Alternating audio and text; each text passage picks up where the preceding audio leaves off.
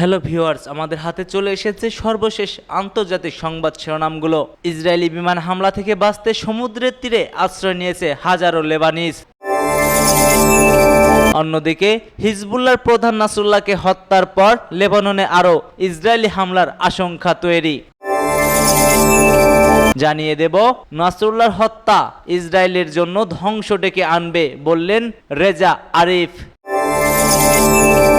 আরও জানিয়ে দেব, নাসরুল্লাহকে হত্যার অভিযান সম্পর্কে অবগত ছিল যুক্তরাষ্ট্র। সর্বশেষ থাকবে, চীনে গোপনে ড্রোন অস্ত্র তৈরি করছে রাশিয়া। এতক্ষণ শুনছিলেন সংবাদ শিরোনাম, এবার বিস্তারিত। তার আগে বলে যাবেন কে কোথা থেকে আমাদের ভিডিওটি দেখছেন এবং আমাদের ভিডিওটি আপনার কেমন লাগে। যদি ভিডিওটি ভালো লেগে থাকে অবশ্যই একটি লাইক করবেন এবং চ্যানেলটি সাবস্ক্রাইব করে দেবেন।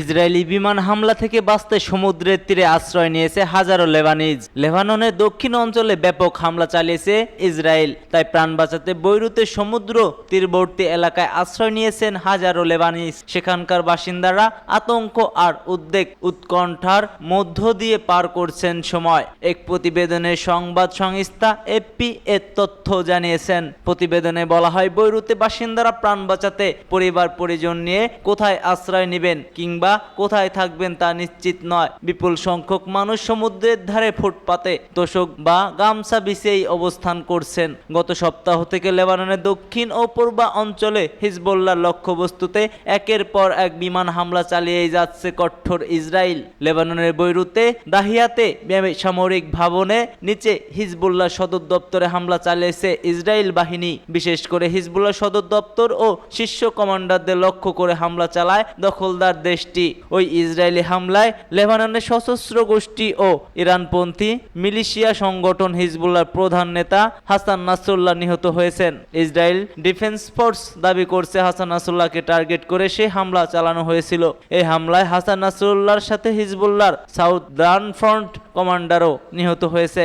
খবর AI।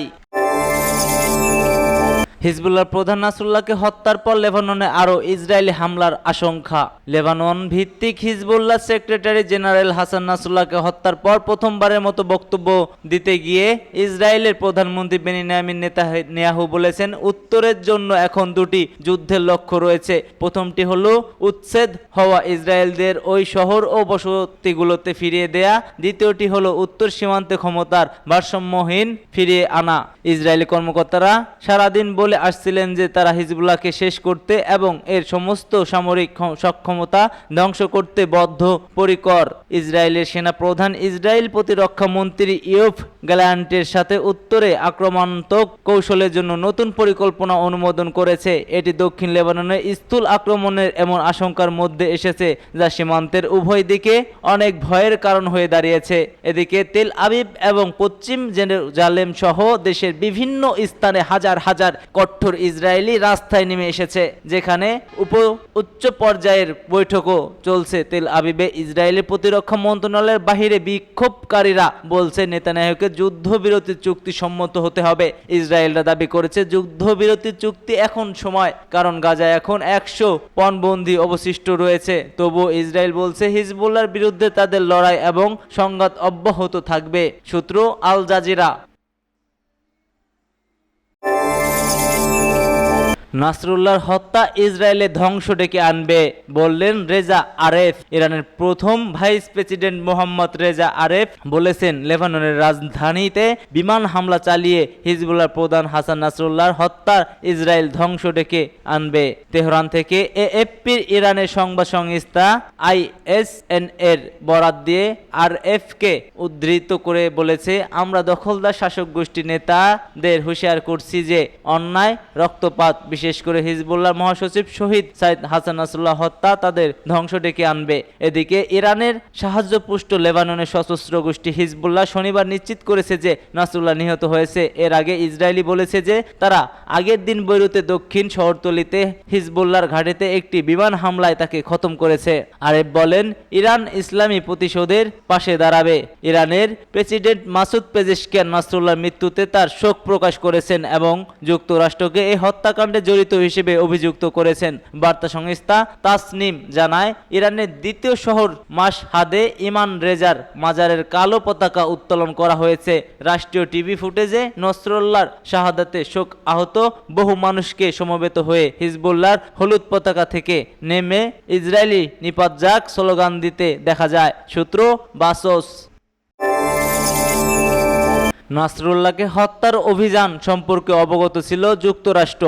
বৈরুতে ব্যাপক ইসরায়েলি বিমান হামলায় নিহত হয়েছে হিজবুল্লাহর প্রধান হাসান নাসরুল্লাহ। বলা হয়েছে, নাসরুল্লাহর অবস্থান লক্ষ্য করে মাত্র কয়েক মিনিটে ৮০টিরও বেশি বোমা ফেলে ইসরায়েল। সেখানে একের পর এক বোমার ওজন ছিল প্রায় ১ টনেরও মতো। এসব হামলায় কয়েকটি আবাসিক ভবন সমতলে পরিণত হয়েছে।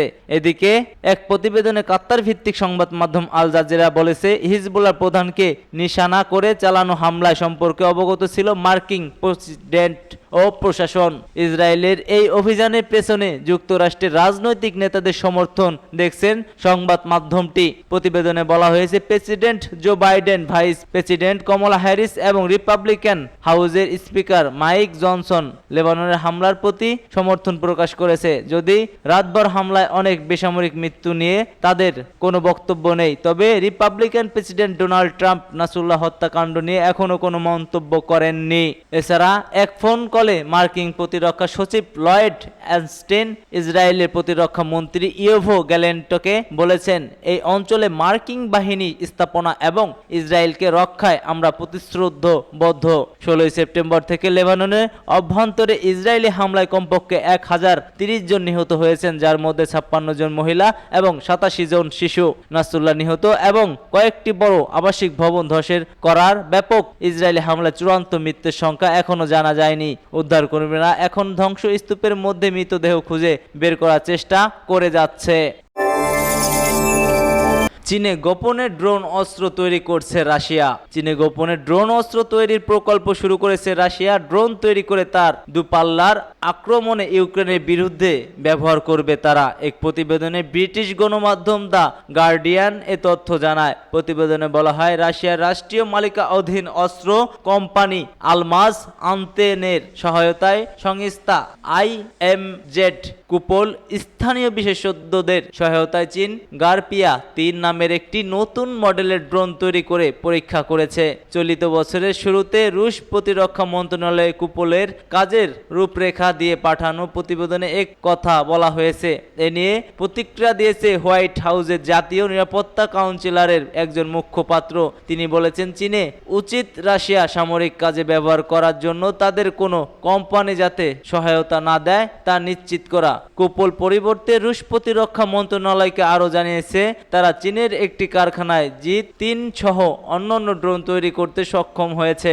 এসব ড্রোন ইউক্রেনের বিশেষ সামরিক অভিযানে ব্যবহার করা যেতে পারে বলে জানিয়েছে খবর AI।